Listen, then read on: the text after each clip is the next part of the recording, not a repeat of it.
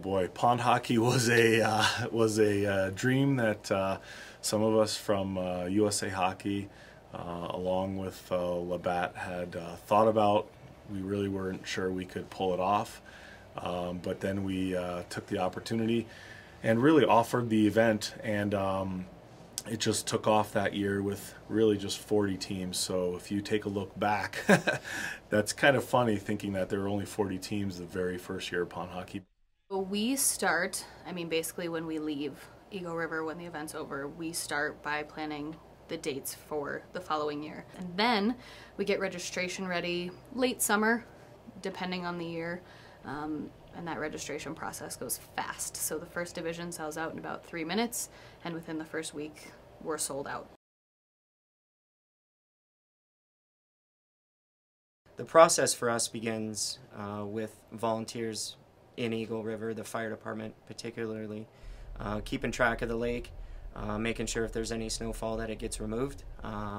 That can be challenging depending on whether we get a deep enough freeze or not. So again, we're clearing snow, keeping the ice exposed, hoping for deep freezes so that we can essentially build ice. The difficulty this year, again, came in the form of Mother Nature, who threw some warmer temperatures at us. We had to shut down 10 rinks this year due to just heavier snow loads and some tipping. So with shutting those rinks down, we had to create an additional 14 rinks.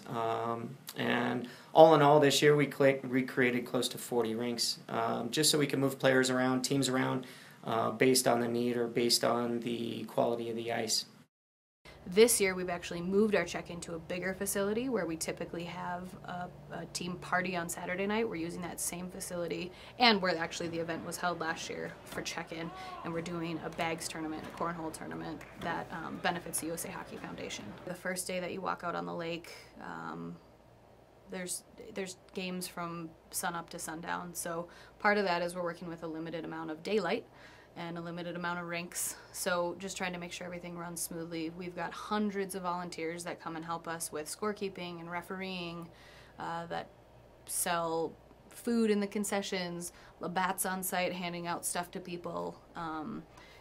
It's a lot of work during the day. You know, we cross our fingers that nothing goes wrong, that we just get to put up scores and people want to know where they're standing, even after their first set of games on Friday and all the way through the championships on Sunday. It's an absolute zoo, but in the best possible way. It's hard to imagine how many people are actually out on the lake, not just playing, but watching games and participating in everything that goes on around it. Oh, I'm in heaven. This is exactly what hockey fans, a true hockey fan, loves, is the pond hockey. Even when you talk to NHL players, they go back to their pond hockey days with affection, and this defines it. It's hockey, it's the locker room, even though it's in an outdoor tent area, but it's all those things they remember about playing outside, and this gives them a chance to kind of rekindle that connection, and it's really neat to see that on the face of the players and to see everybody have such a good time, and Eagle River is a great community.